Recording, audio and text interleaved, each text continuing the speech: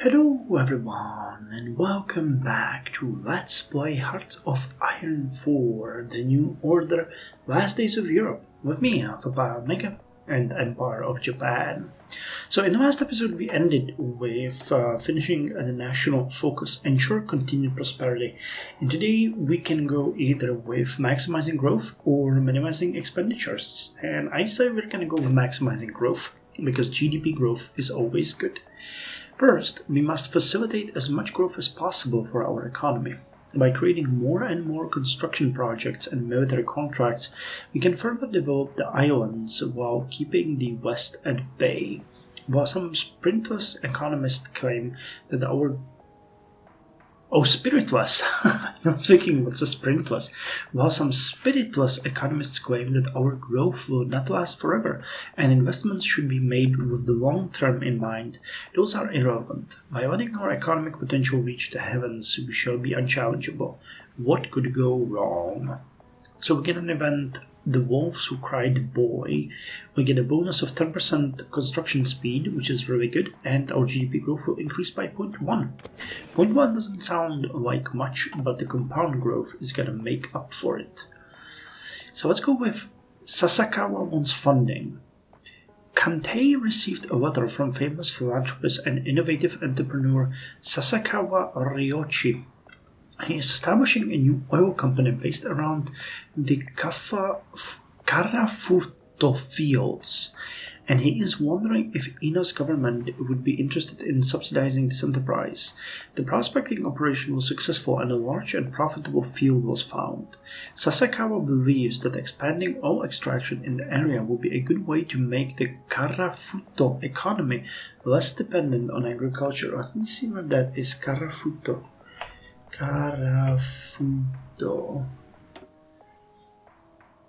Okay, so that is Sakhalin. Gotcha. Carauto economy was dependent on agriculture and could potentially bring in a lot of educated workers. Long term, it could even evolve Toyohara into an important center of our empire's far north.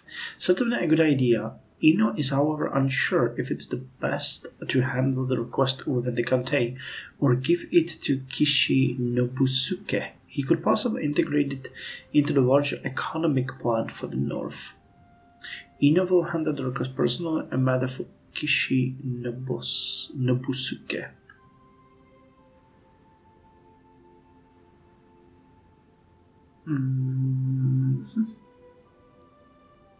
Who is Kishi Nobusuke? Is that our minister? Nope. Kishi Nobusuke. Let's handle the request personally. Bloody sun. Across the white marble floor of Yasuda Bank strutted an officer of the Imperial Japanese Army, dressed from boots to peaked cap in formal attire, wearing a face of dispassion underlined by the self-righteous jingoism of military men. A clerk, operating a station at the counter of the bank, looked up with two parts surprise and unease at the sight of the officer approaching him. Upon reaching the clerk station, the officer wasted no time, no formalities, stating, "I would like to speak to the manager of this financial establishment."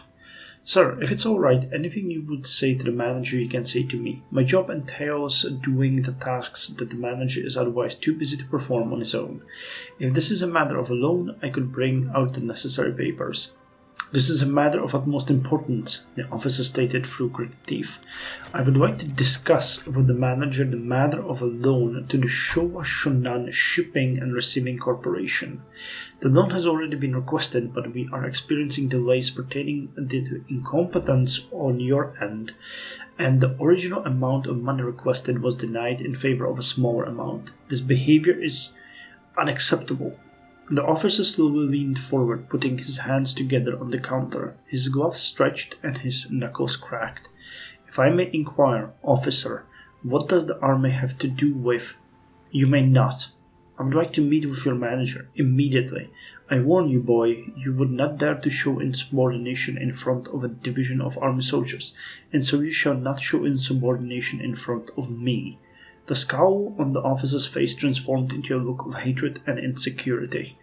The clerk The clerk stared back in fear before clumsily opening the hatch to the counter so that the officer could enter. "Follow me, sir. We still live in the wild." The support of the House of Peers has increased. How? What? How did that? Okay, we have a House of Peers 70% now and public 48.5%. Sasakawa's funding. Having decided to handle the matter of the new Carauto oil fields himself, it was now time for Prime Minister Ino to determine the appropriate amount of funding to distribute. Sasakawa, although a member of the opposition in the Diet and a man embroiled in corruption of the highest order, was still a businessman that could not simply be ignored. His numerous enterprises and contributions to the war effort in past decades has ensured he would remain influential whether the government wished it or not. Now that he had discovered oil, ever precious and essential to the function of the sphere, Sasakawa had the full attention of the Kantei. Subsidizing his oil field would be no cheap matter, as was the case with anything involving oil extraction. There were risks to consider as well. Caution suggested that only a small sum should be given to Sasakawa, lest his ventures fail spectacularly. Yet, other voices suggested that Sasakawa's business in Carauto was more than sound enough to deserve a generous investment. The reward would surely be great if all went as well as Sasakawa was describing it to be. Having heard both sides being put forward, Prime Minister Ino would now have the final say.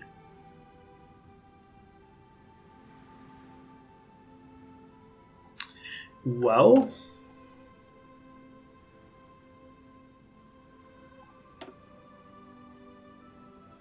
we're producing 234 units of oil, and we are consuming 409. So if we could get the oil, this deserves definitely the funding.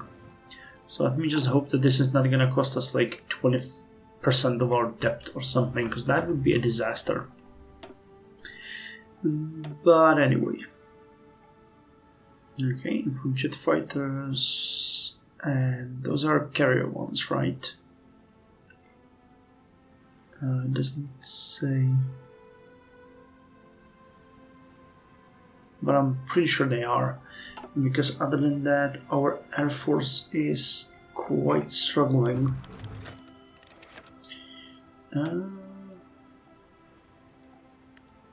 50 or 100. We're starting to get a little bit of fuel back. Where the hell is all of our Air Force? Okay, we have you guys over here. We have you guys over here. Okay, we got some over here. Okay, we got some on the islands as well. And okay, in the bases. Gotcha. Okay, so they're all over the place. More money for Sasakawa. Having successfully constructed and operated one oil well in Carauto, the question of whether or not Sasakawa should receive further funding. The well had been a success, extracting a profitable tonnage of oil a month with no Wait, this is weirdly put. Having successfully constructed and operated one oil well in Carauto, the question of whether or not Sasakawa should receive further funding. Not. And that this probably like came back or something. The well had been a success, extracting a profitable tonnage of oil for a month with no shortage in sight for a long while. Okay. The idea of a second or even third well seemed like the best way to move forward with the operation. After all, if one well was producing at an exceptional rate, surely two more would only pay for themselves. Sasakawa could obviously afford to cover the cost of construction and employing more workers, regardless of if he actually asked for it or not. The businessman would still be asking for more subsidization. Once again, Prime Minister Ino would make the decision as to how much Sasakawa would be receiving. A great deal of money had already been invested in the oil wells. Caution spoke of providing a reduced sum, enough to provide Sasakawa with some motivation, yet with all the success that the business has seen so far, Other voices suggested that even more money should be poured into the oil wells to truly access the full potential of Carauto's oil reserves. Eventually, Ino decided to invest. So our national debt is roughly 260 billion, and we have a large amount. There's no reason to stop now. A sensible amount. Okay, so just to make sure we are on the same boat, this is not even 0.1%. So let's invest as much as can be spent because we want to see any potential good effect.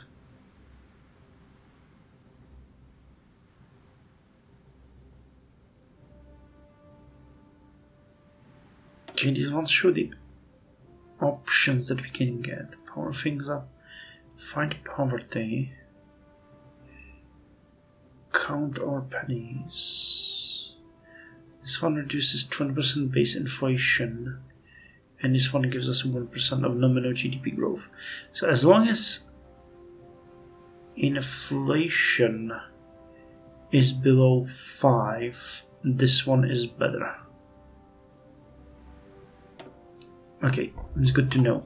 Yeah, it is good to know. Wonder what's gonna come of the oil wells. How are we doing with the production of the helicopters now? Producing 3 per week, and we're gonna get to about 5. Really good, because we need only 56 more, so that is really good. And you guys can start drilling. Still unsure about the template here. We could probably do very well if we change this recon company to something better. Authorized will do what? Fuel capacity, fuel usage, and breakthrough.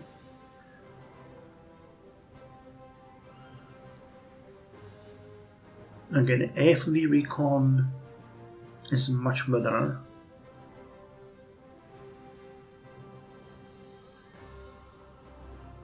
The wide armored recon is bad.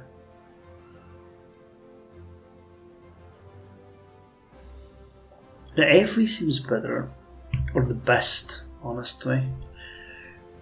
Reconnaissance 4.2 because I really like it to maximize the reconnaissance. Light armored asks for armored cars, and you're asking for AFVs. So let's get that one done. And it could be maybe the armored engineers, river, amphibious, forest, urban, jungle, and marsh. Breakthrough, soft attack, attack. Okay, we can modify like that. And that would be good. Okay. So we're gonna turn you a little bit to the elite. We can obsolete this one. And we still have 12 army experience. So let me see if we can modify the battle tanks. Because usually the designs aren't that great. So this is the Type 23 Chihuahua is our main battle tank. And yeah, we can definitely improve on that. The Lobster War. Okay, let us analyze this. Soft attack 45, hard attack 25, piercing 120. So a really good cannon. Really decent armor as well, 103, breakthrough 46. No air attack, but I don't think this extra armor plating lowers reliability. Actual reliability is very low, so improving on that would be a pretty good. Expanded fuel capacity.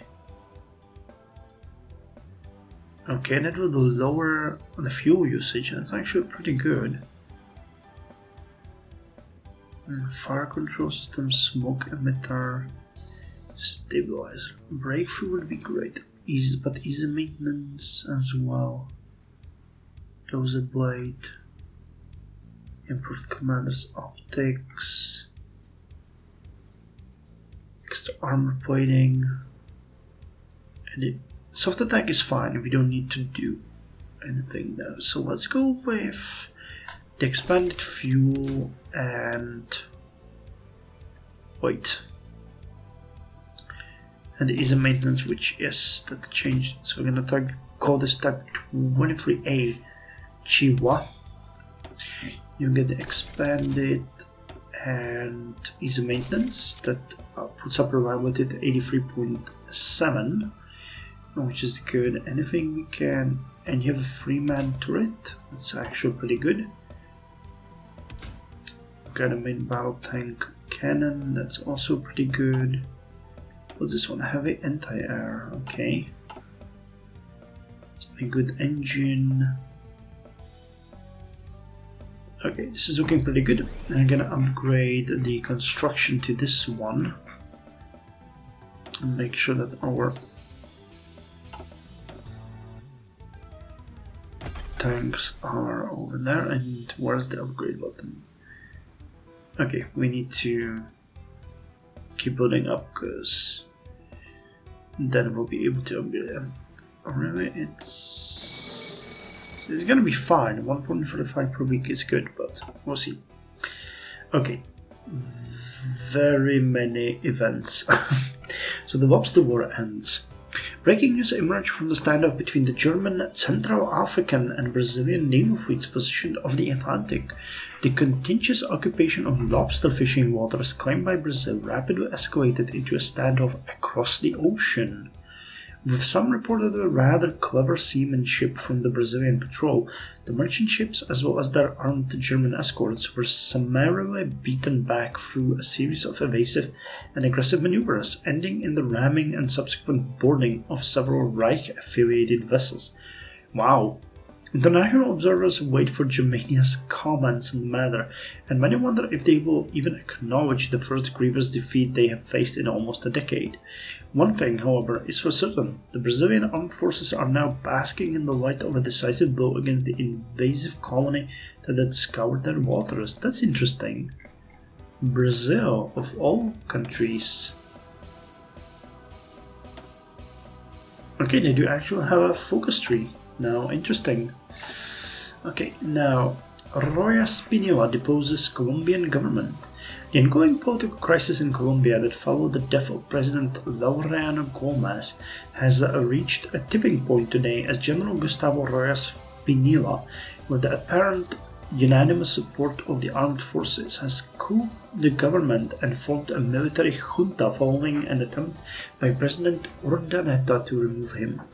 The new ruler of Colombia has indefinitely suspended elections and outlawed the conservative and liberal parties, opting for an autocratic third position path of national development inspired by Mexico's PRI. Meanwhile, the liberal conservatives dissidents, made up of moderates who neither belong to the URC or New Granada, have decided to flee to Venezuela, from where they have formed a national front, a unified force that seeks to depose General Royas. The fragile peace in Colombia is now guarded by the military brute. How interesting.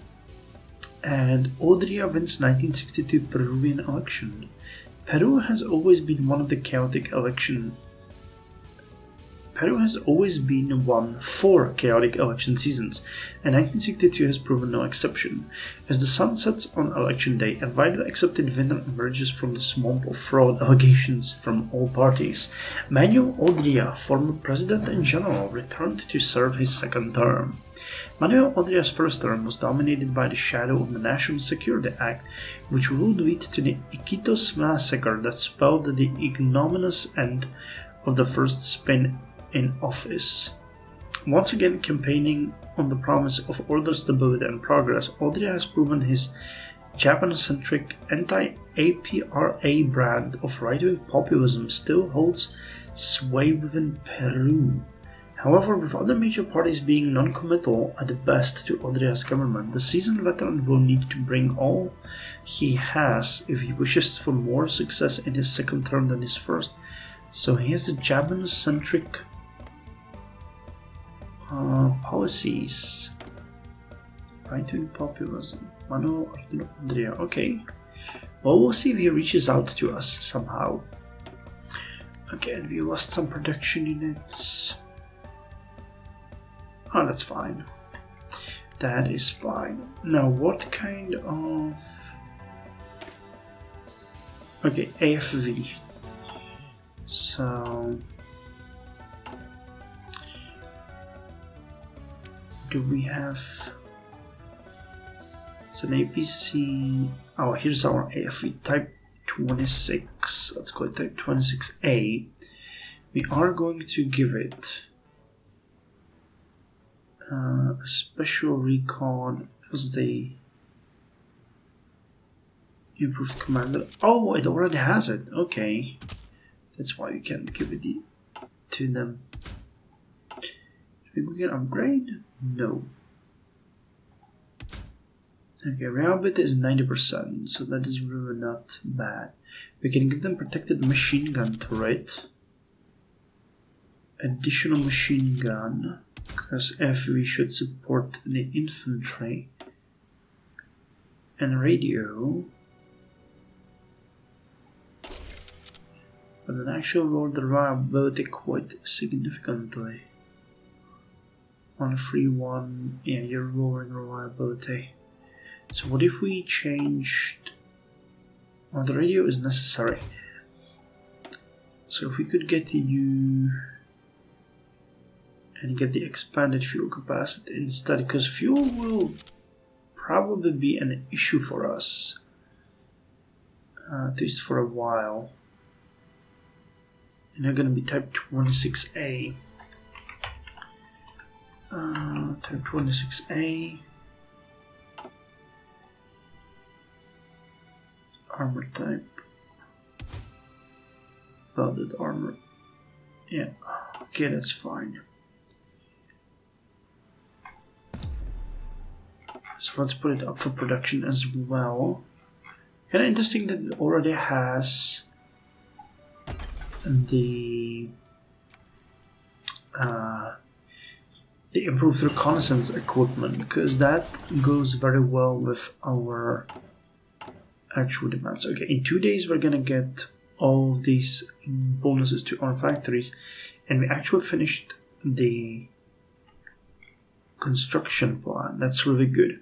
You guys asked me for the effects of some of these buildings. So administrative off, let's go through it real quick. So school improves the effects of educational expenditures, but the cost of these will increase as our ambitions do.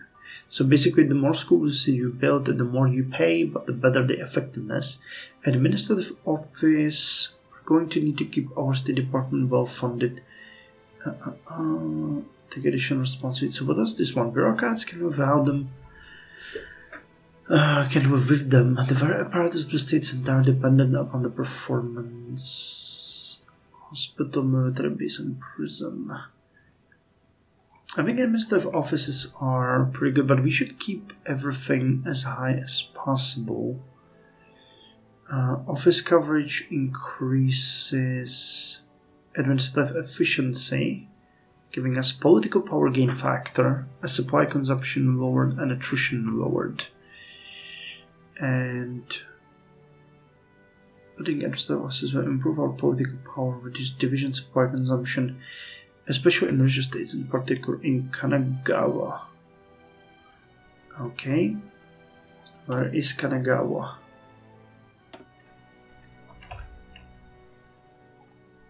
Okay, so that's basically Tokyo? No. It's Yokohama. Okay, so let's build 2 administrative offices there,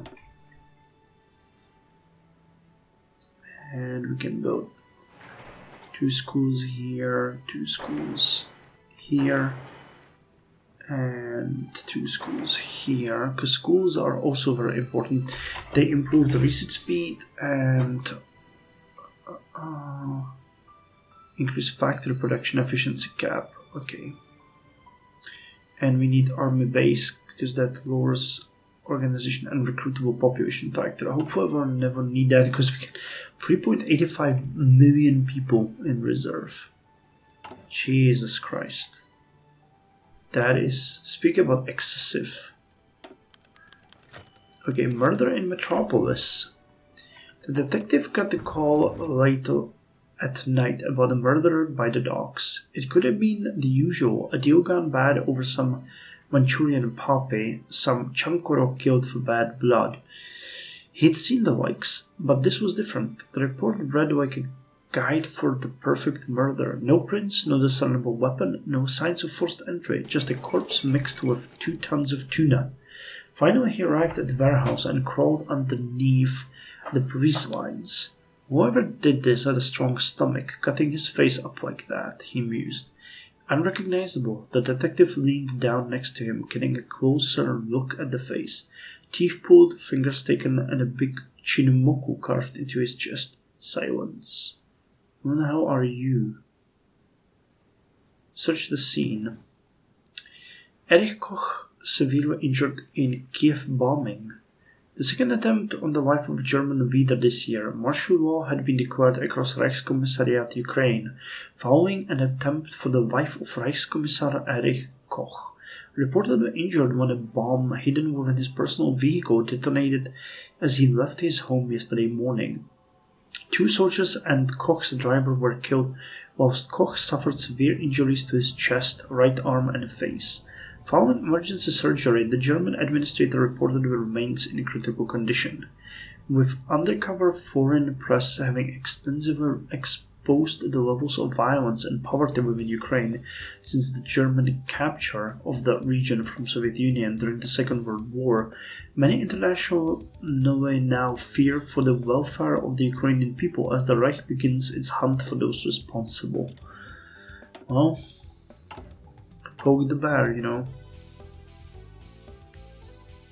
Okay, losing a bit of civilian and military factories, but the research should cover that pretty handsomely, because we're gonna get quite a lot of stuff.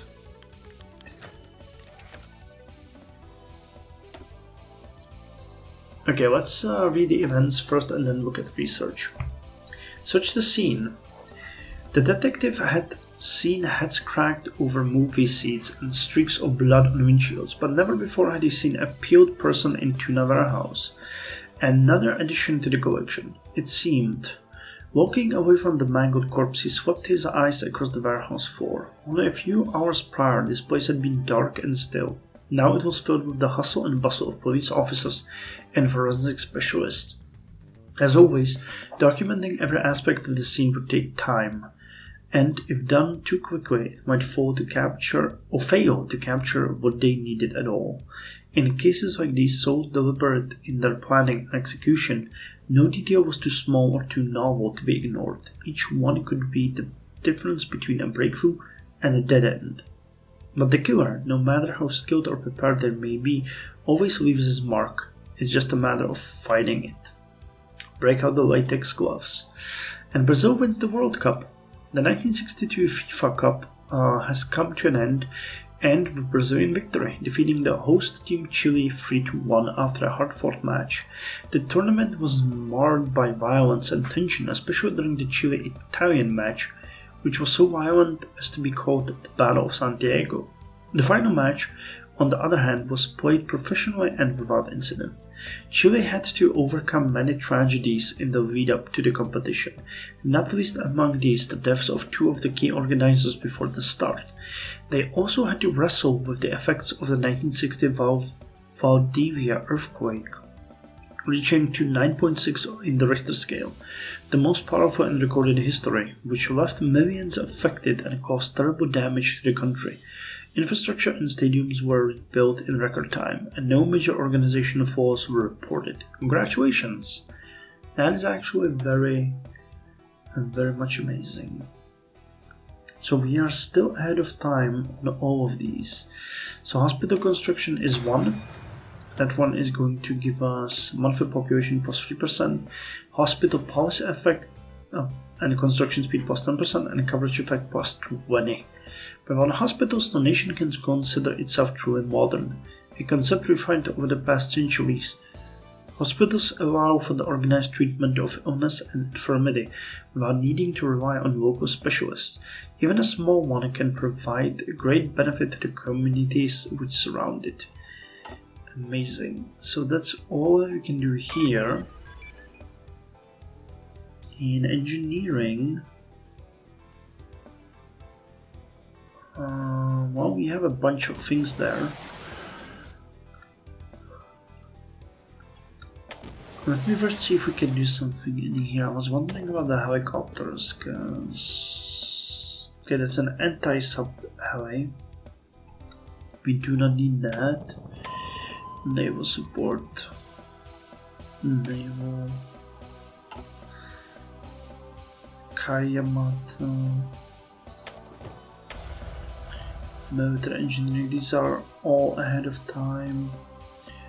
Okay, 50s artillery armament upgrade. That one we need. Artillery soft attack plus 10% and regular support artillery plus soft attack 6. And heavy tank chassis. Okay, so let's go with the 50s artillery upgrade. Compounding on earlier designs, these shells pack a higher yield for a lower cost. Effective at softening hard targets as well as providing fire support, they are a must in modern warfare. Wait, I'm in the wrong slot. Okay, what else? The 50s anti-air armament upgrade would be good, but let's go with support. There is stuff that we're missing here. Signal company, field hospital. Let's go with logistics. Supply grades plus 8% and supply usage rolled by 10 and 5%. Adapting our risk analysis to the new circumstances of war will improve the safety of our logistical support and ensure that all supply equipment reaches their destination in appropriate time. Okay, infantry. We can get better Marines. Marines can be more than just amphibious infantry. In the future, our Marine Corps will be among the most disciplined and organized special forces, receiving our best equipment and logistical support. And specialist weapons. Special forces. Okay, let's go with specialist weapons. Often operating in extreme conditions or under extreme duress, special forces need specially designed gear.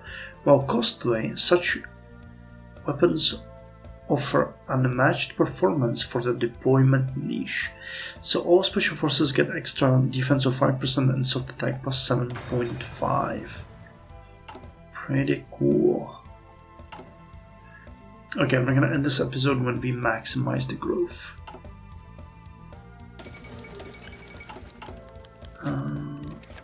Okay. I was really hoping this would cover the amount of consumer goods that we need, but it doesn't. So that kinda sucks. Okay, you can start converting. It's cheaper. You can't yet. Okay, so let's finish this one and call it a day. Okay, so national focus completed, maximizing growth. So now our real GDP growth is 3.76%. We have a surplus of 1.12% of GDP and debt to ratio of 101.4%. So all is well. Thank you very much for joining me, and I'll see you in the next episode.